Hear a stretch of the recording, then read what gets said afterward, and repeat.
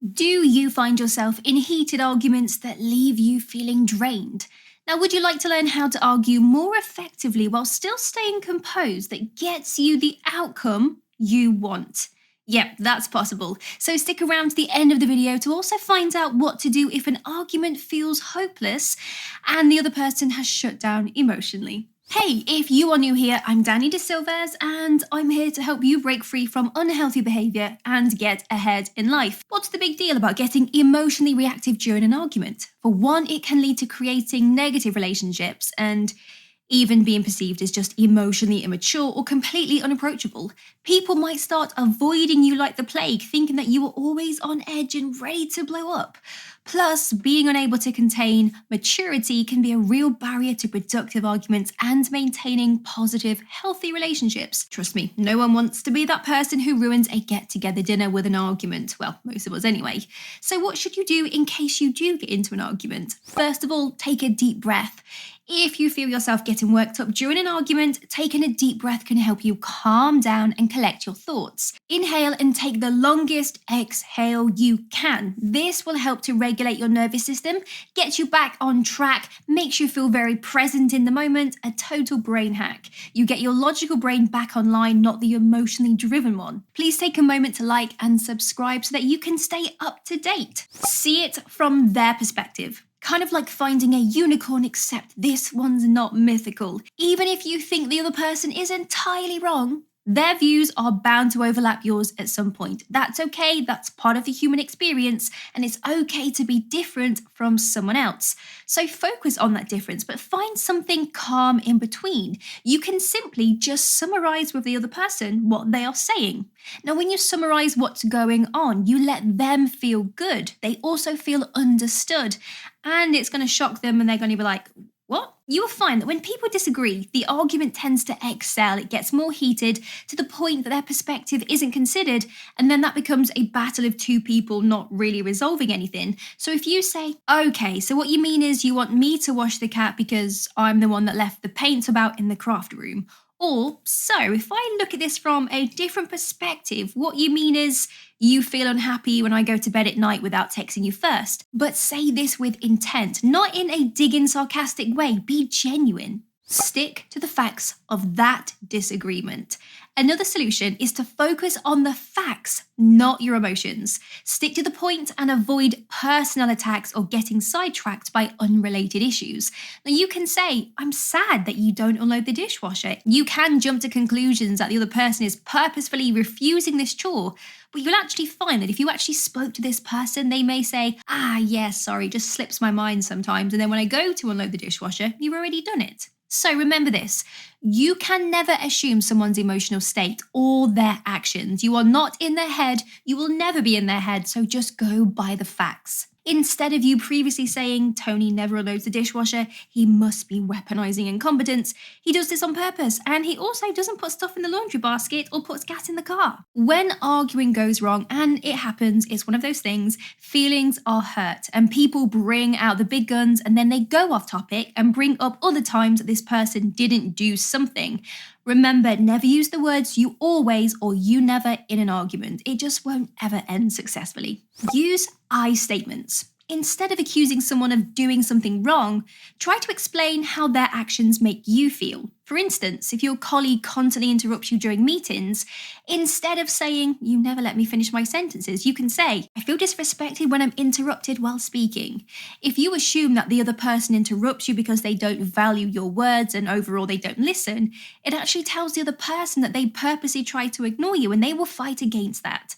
Assuming a perspective of someone will always turn a short disagreement into a huge argument where the other person becomes offended with what you've said. So the I statements remove judgment and merely says, hey, I feel sad when this thing happens. This approach may help to avoid defensiveness and make the argument more productive. So using I statements can help you express your concerns without blaming others. Another example could be when giving feedback to a friend about their recent decision. Instead of you saying, you made a terrible decision, you can say, I'm concerned about the outcome of the decision that you made and how it may impact you in the long run. This way you are expressing your thoughts and feelings without attacking your friend's decision. Practice assertiveness. This is where you need to channel your inner boss and stand up for what you believe in, but, and this is a big but, it would be best if you did it in a respectful way. No one likes a pushy, aggressive arguer who thinks they're always right, even if you are. So speak your mind clearly and confidently, but don't forget to listen to the other person's point of view too. Be kind. It's like putting yourself in someone else's shoes, except you don't have to wear their smelly socks. Try to imagine how the other person is feeling and show them some compassion. Even if you disagree with their point of view, you can still be kind, okay? When someone feels like they are losing in an argument, they resort to cheap tactics, offending someone's character or bringing up past conflicts. Anything for them to feel like they are gaining control, to divert your attention away from the original topic because maybe they feel shame and they want to gain your trust back. Really, this is a form of emotional manipulation. You can say mean things, get the other person to feel hurt, and for them to submit to you. It's not nice. If you get the chance in an argument to agree with someone, this lets the other person feel that you're not against them. It throws them off track and it really makes them stumble. Simply, I agree that you think this is an important issue to talk about, and I agree we need to sort out our cat's grooming routine. No yelling or aggression. It's easy, right? Oh my God, you are not listening to me. Soon as someone starts yelling, they cut off the opportunity for the other person to talk. It actually becomes a stage of performance. I demand to be listened to because I'm louder.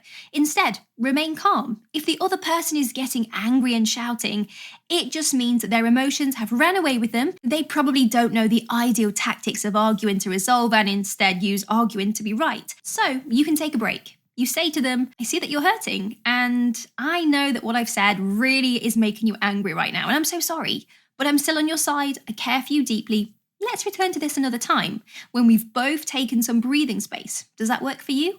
Okay, so what do you do when the conflict won't actually resolve itself? Utilize humour. It can be an effective way to ease stress during arguments. For instance, if you and your roommate are having a disagreement about cleaning responsibilities, instead of getting defensive, you could use a funny analogy to lighten the mood. For example, you could say, you know what? Cleaning the bathroom is like trying to solve a Rubik's Cube. It takes time and patience, but we can figure it out together. This way, you are using humour to acknowledge the issue without attacking your roommate. It almost soothes the other person's startled response. The other person is like, wait, what? Humour? What's going on here? You like me? You don't hate me? You're not seeing this as a threat? It throws them off. And remember, someone feels upset in a heated argument because they think you are attacking them. But being the lovely, supportive person that you are, you can step up. You offer a joke when it feels appropriate to do so, let me add, just to let the other person know that you are still on their team. You guys are still friends. For instance, if you and your partner are arguing about finances, you could say, let's just agree to disagree and forget this ever happened and go buy a lottery ticket. Maybe we'll win and we won't have to worry about money anymore. This way you can take the edge off the argument, shift that focus towards a more positive outcome. You have to remember that some people you argue with may not have your self-awareness knowledge. They haven't done the work, they haven't seen a therapist, and their thought pattern about arguments is going to be drastically different from yours. They merely respond to dialogue in a way that they were taught.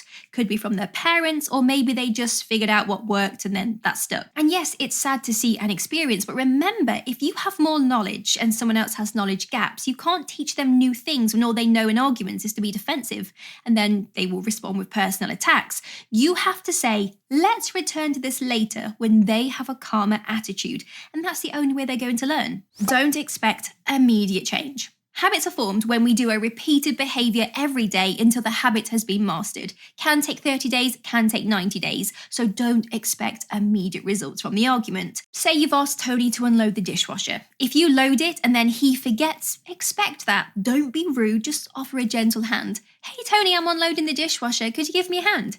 Saying to someone, look, you're doing that thing again that we argued about is going to make them shut down. Change is hard. Let people have all the time they need. So there you have it, folks, my top tips for winning an argument. Now go forth and argue like a boss, kind of. But remember, with great possibility comes great responsibility. And also, please don't be a jerk, be kind. And don't leave without leaving a comment down below. I want to hear about your experiences and tips for managing emotions during disagreements. So share your thoughts with us and let's learn from each other. See you in the comments.